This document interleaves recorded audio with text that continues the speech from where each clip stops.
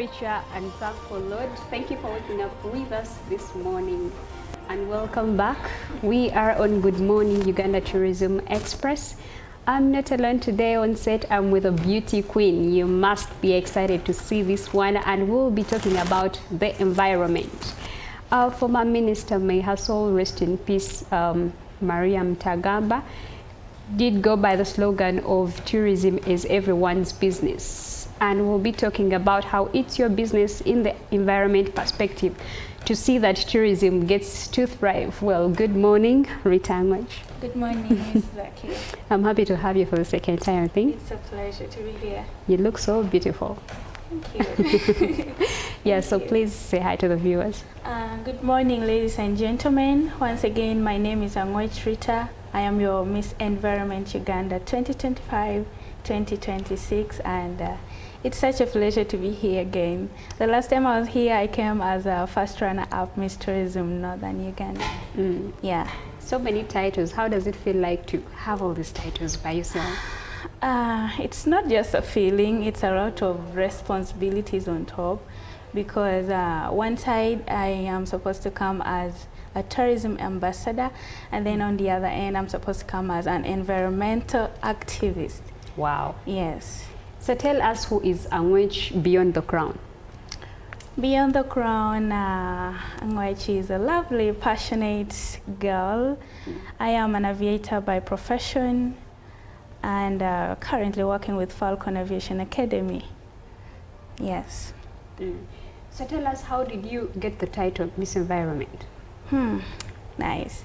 So I got this title by participating in Miss Tourism Uganda last year, where I started with the regional contest, and I emerged as one of the top 3. So being the top 3 from regionals, I had to turn up for the national competition. So from the national competitions, I don't know, somehow interacted with the National Environment Authority, that is NEMA, and so many other fraternities. And on the grand finale, I don't know, at some point I say it is the grace of God. At some point I also tell myself that, yeah, I deserved it because I worked for it, because all this came up because of the passion I had for the environment as well. Yes. You did talk about going in for Miss Tourism first, and how has the journey changed your perspective on conservation? It has changed a lot, because when I was joining, I joined just as a contestant because I just wanted to fulfill my dream of, you know, standing on that stage. But then when I reached there, there was a lot to learn and a lot to unlearn as well. And in the conservation field, I have learned to interact with wildlife. I have learned to keep my surrounding clean. I have learned to be time conscious as well. There is a lot to learn in Miss Tourism Uganda, okay? It is beyond beauty contest.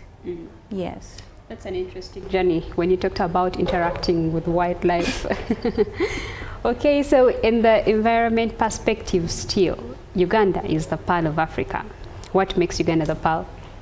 One of the things, and I think the most important things that makes Uganda the Pearl of Africa, or that made Uganda to be called the Pearl of Africa, is the natural beauty that we have. It's not every part of the world that have what Uganda has today. There are so many big and huge national parks that Uganda is having, so many wildlife varieties,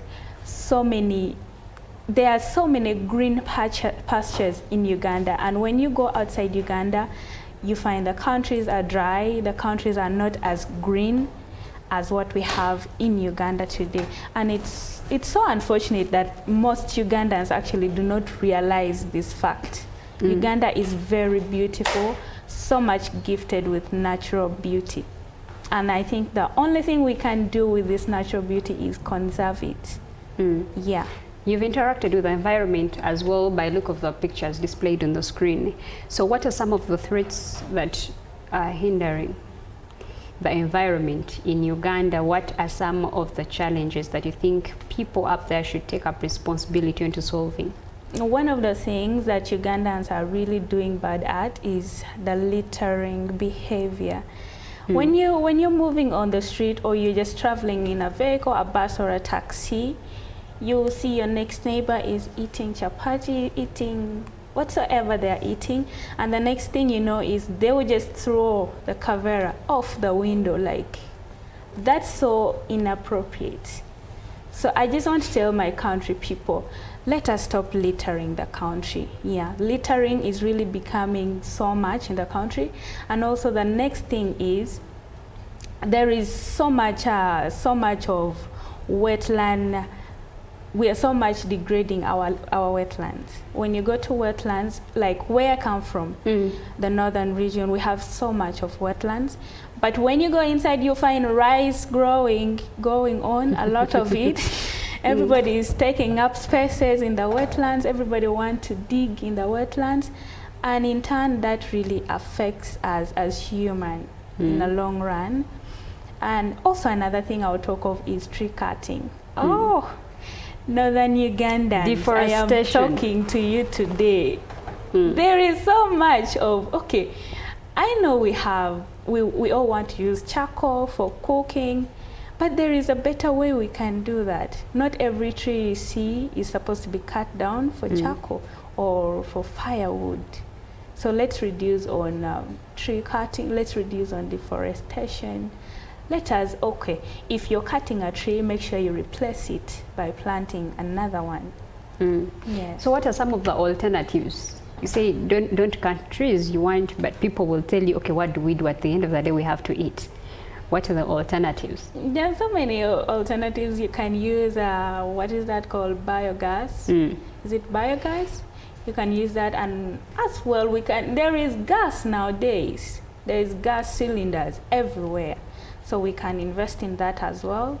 Meanwhile, I see most part of the countries are also having electricity. So we can utilize that electricity for cooking and every other thing.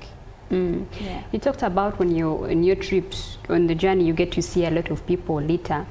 Now that takes us back to schools. Do you think schools are doing a lot of awareness, environment awareness? Because we believe young minds can groom better where we are headed in the future. So do you think schools are doing enough towards environment awareness? The schools are trying, but believe me, it's not every school that is doing that. But at least a few of them, because last year I visited a school in Gulu City, and I was so amazed. This is a school that is so much into environmental conservation. They have they have a greenhouse in that school. They have tree planting going on. There is so much of students involved in environmental cleanliness. And I think that is what every other school need to do. Let's make sure we have dustbins at every corner of our school so that the students stop littering anyhow. And also let's encourage, let's have environment clubs in our schools, because it's not every student that is going to be willing or active in the environment field, but you can have a few of them that are so much interested in environment. And I think if they form a club, they will be the best people to impact that school. Yeah. Having mentioned that, I'm now curious, what are some of the projects that you're running as Miss Environment currently? As Miss Environment, number one, right now we have what we call Let the Pearl Shine campaign, and I'm sure you've been seeing me on your screens everywhere. I've been talking about it so much. So Let the Pearl Shine is a flagship for environment and tourism advocacy that was initiated by Miss Tourism Uganda in the year of 2015. And we normally do this yearly, normally at the start of the year. Yes. So what we do in this Let the Pearl Shine campaign is just mostly sensitize the nation, sensitize communities about proper disposal, about tree planting, and the whole thing is just about keeping the country clean and also a competitive tourism destination. Yeah. So what do you think is the most effect onto why the country is dirty? Where's the gap? The gap is between, I would say the gap is between the fraternities who are in position to sensitize the communities. There is a gap between the fraternity and the communities. The communities will do everything. One thing I've learned is every time I step out there and then I talk to people about something, they always turn up.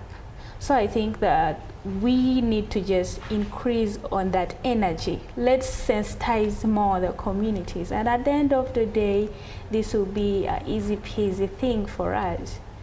Yeah. So when they turn up, is impact created?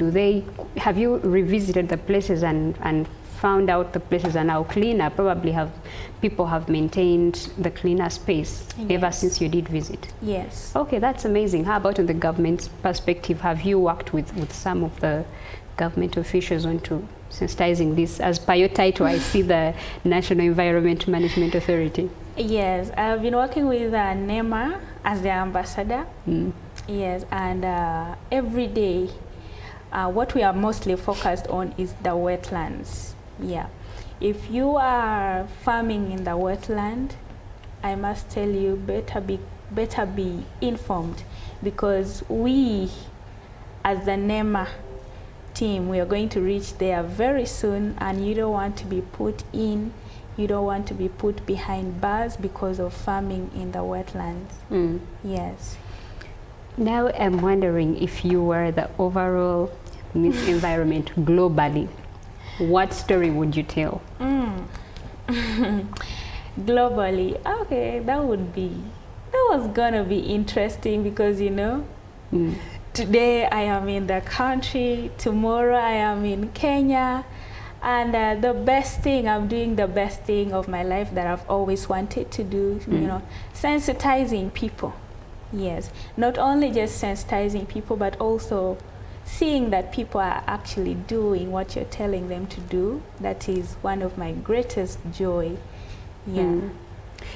Now, to the people that are watching you, if every Ugandan is watching you right now, what is that one call to action towards Let the Pearl Shine campaign?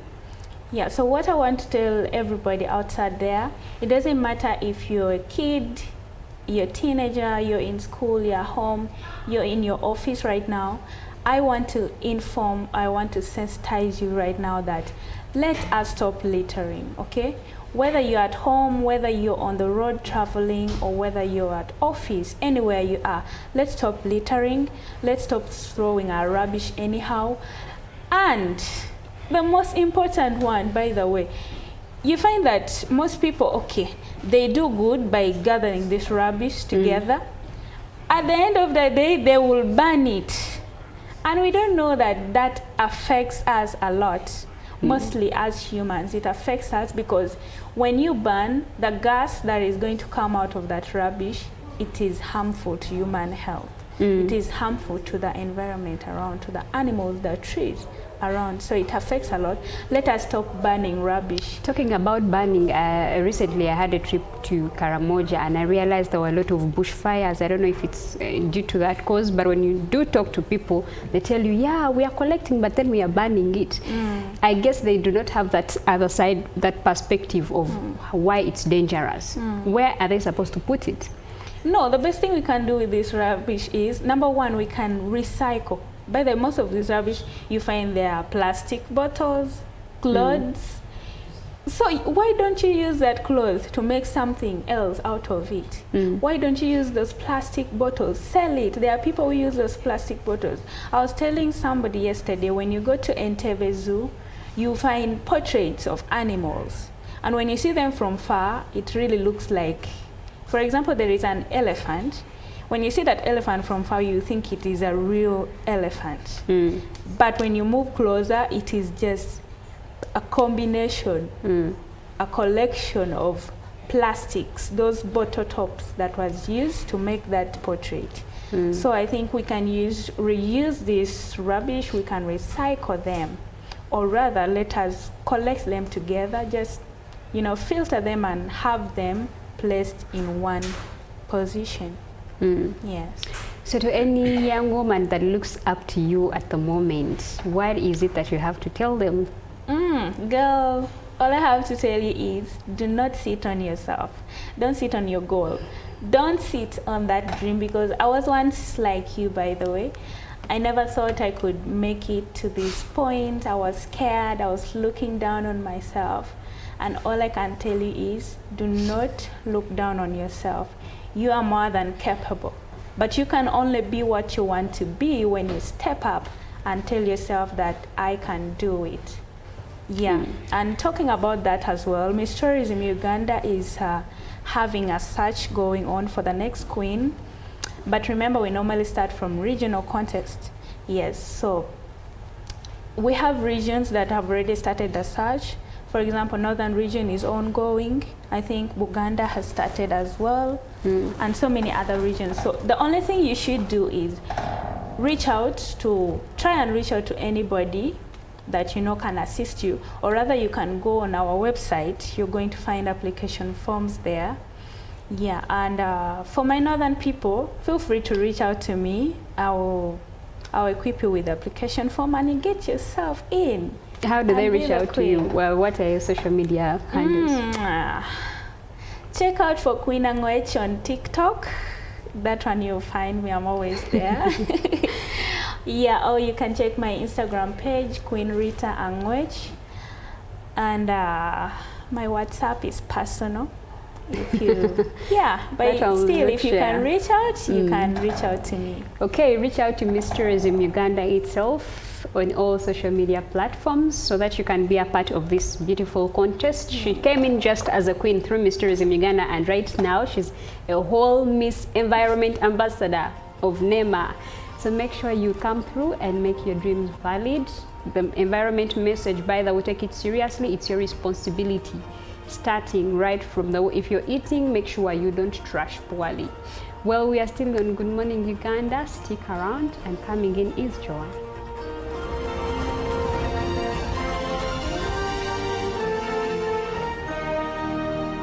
Brought to you by